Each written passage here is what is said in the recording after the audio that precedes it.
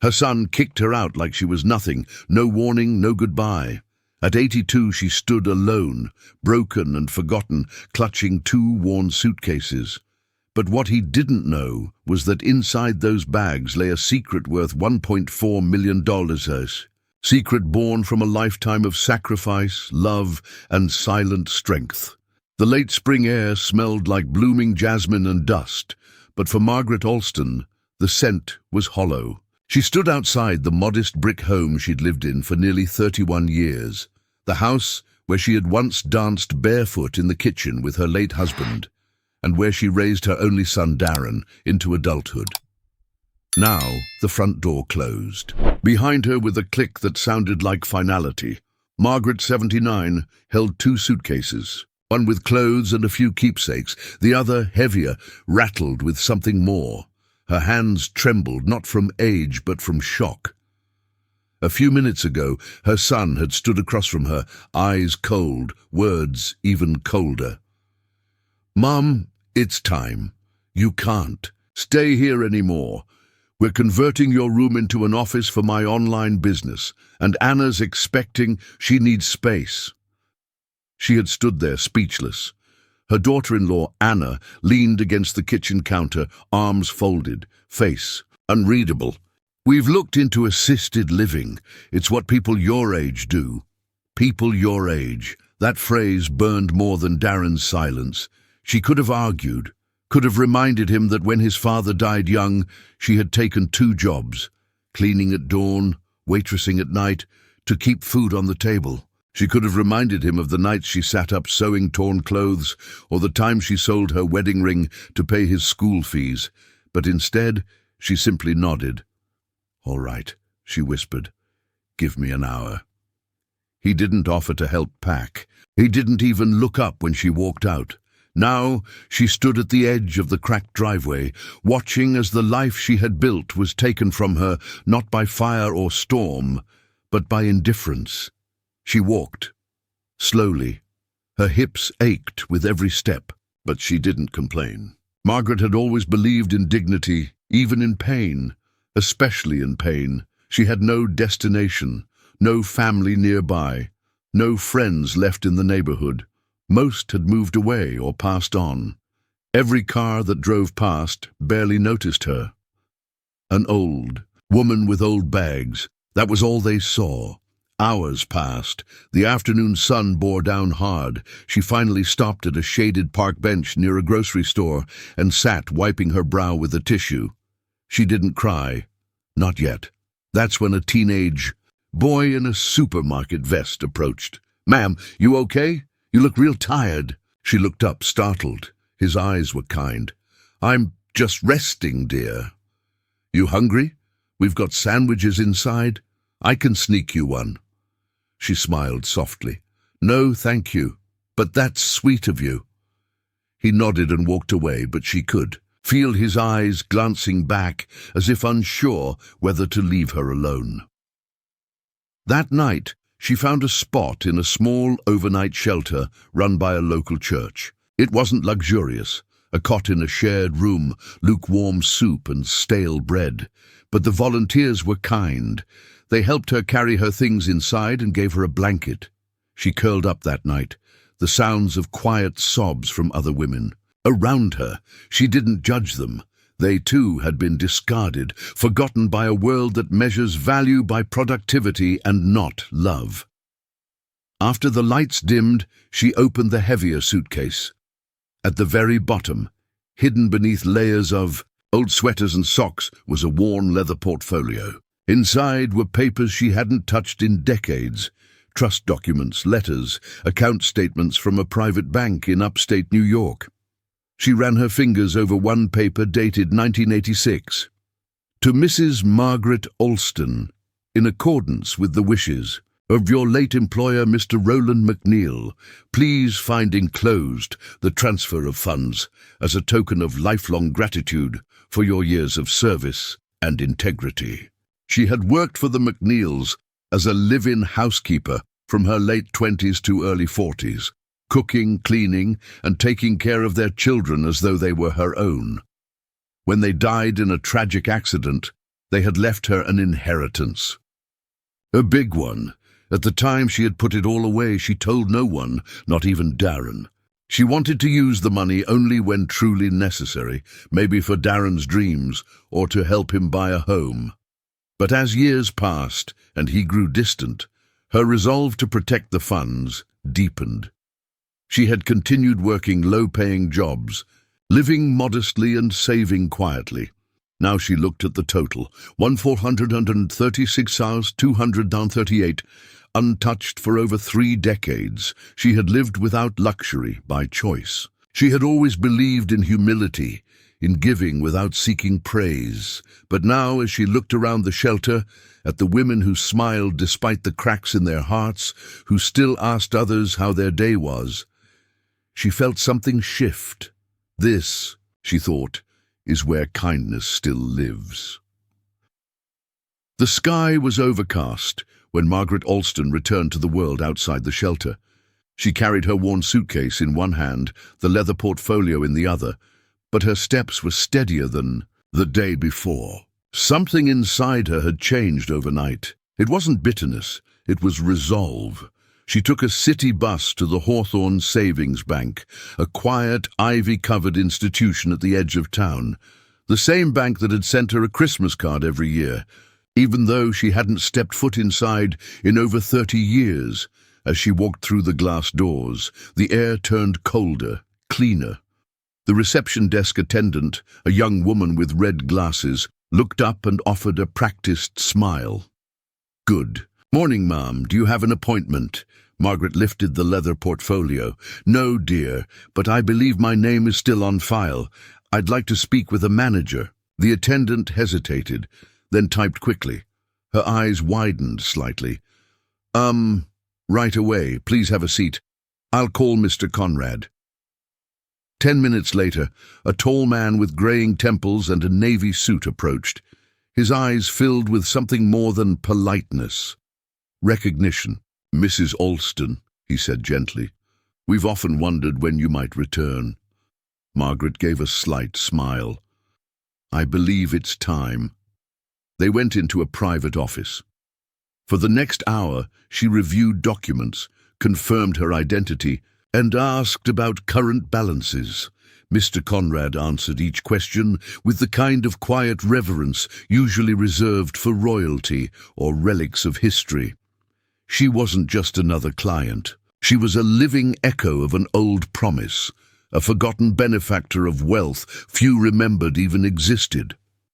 When it was done, he stood and extended his hand. "May I ask, what brought you in today after all this time?" Margaret paused. "You could say I remembered who I was and decided not to forget again." That evening, Margaret returned to the shelter. But this time, she wasn't simply an old woman clutching tired bags. She was a woman with purpose. She spent the night speaking with the other residents, not about her past, but about theirs. Laurie, whose children had been taken after she lost her job. Angela, once a nurse, now recovering from domestic abuse. Rosa, who had a college degree but couldn't find work because of a 10-year-old criminal record. They shared food. They cried. They laughed. They were, in their own way, a family built from fractured lives. And that's when Margaret knew what she wanted to do. Not with the money, with her life. The following week, a small press release quietly circulated in the local paper. Margaret Alston, longtime resident and former caretaker of the McNeil estate, to donate $200,000 to launch the Bridge House, a permanent transitional home for older women facing homelessness. The press barely noticed, but someone did. Her name was Jasmine Lee, a freelance reporter running a blog about community stories. She reached out and asked Margaret for a short interview. Margaret agreed, not for the attention, but for the chance to inspire someone else. Jasmine sat with her on a park bench, recorder in hand. "So, Miss Alston, why now? Why donate so much after all these years?" Margaret looked down at her folded hands. "Because I was almost erased. I was almost convinced that I was a burden, and then I remembered something. People who give love should never feel disposable. Jasmine blinked. Do you mind if I ask, is it true you were recently kicked out of your son's home? A long silence, then Margaret spoke. Yes, I raised him alone. I gave up everything for him, and when I asked for a place to rest my bones, he gave me a door. The young woman was quiet for a long time. Then she asked, what would you say to him now? Margaret smiled, but her eyes glistened. I'd say thank you, because losing him reminded me not to lose myself. The story posted quietly online. It didn't stay quiet. Within 48 hours, it had been picked up by multiple regional sites. The millionaire mother in disguise, they called her. People from all over sent messages, donations, prayers. Social media swirled with the hashtag Remember Margaret, and while the world took notice, so did Darren. He was standing in his living room, scrolling through headlines, when his own face popped up in a photo from Jasmine's blog, a family picture from years ago. The caption read, "She raised a son to be strong. She never thought he'd grow strong enough to forget her." The comments were brutal. How do you throw out the very woman who gave you everything? If I were her son, I'd bury my head in shame. Respect your elders, especially the ones who made your existence possible. Darren tried to breathe. His wife, Anna, came in holding a mug. This is spiraling. We need to make a statement or something. He shook his head. No, I need to see her, in person. And say what? Anna snapped. Sorry I threw you away like trash. He didn't answer because deep down he knew that's exactly what he had done. 3 days later, Margaret sat on the wraparound porch of the new community house. It was still under construction, but she loved the sound of hammers. It meant healing was coming. A staff member approached. Mrs. Alston, you have a visitor. She didn't move at first. A man says his name is Darren. Margaret closed her eyes. The name didn't hurt as much as she thought it would. Not anymore. Let him in, she said. She sat in a rocking chair, yarn on her lap, knitting something blue and soft. Darren walked in slowly. He looked thinner, hollow-eyed. Mama, he whispered, I saw the stories, I read everything. I didn't know. I never... She held up a hand. You don't need to explain, not today. He dropped to his knees, eyes watery. I don't want your money. I swear. I just want my mother back. Margaret didn't answer immediately. She looked out toward the construction, toward something rising out of nothing. That boy I raised, he wouldn't have let me sleep on a bench. But the man you are now, maybe he's learning. She handed him the soft, knitted bundle. A small blue baby blanket. Not for your child, she said, for someone else's. One who needs it, like I once needed a home. Then she stood. We'll talk again, but not now. Now, I need to build something that will never throw anyone away. And she walked inside, leaving her son in the doorway, a man learning finally what it meant to be a son.